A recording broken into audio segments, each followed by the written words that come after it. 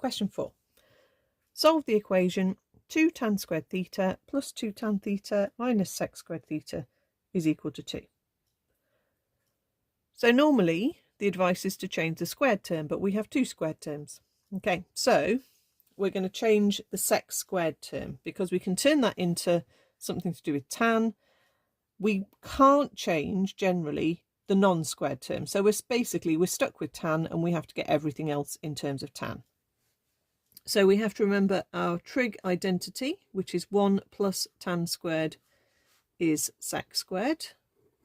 So we can replace sec squared with 1 plus tan squared. But notice there's a minus sign, so I'm going to make sure I pop it into a bracket. So minus bracket 1 plus tan squared theta equals 2. Okay, so let's times this out, gather everything together, tidy it up to a nice quadratic.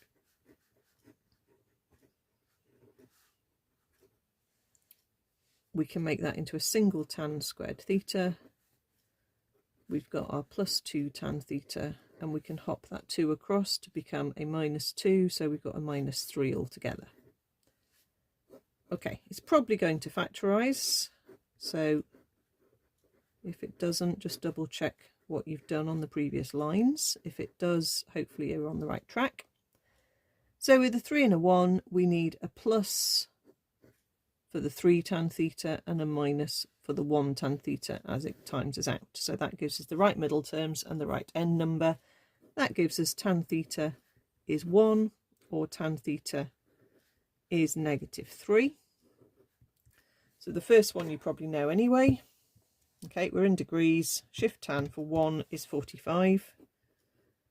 Remember, for tan, you just keep adding 180. So another solution is 225.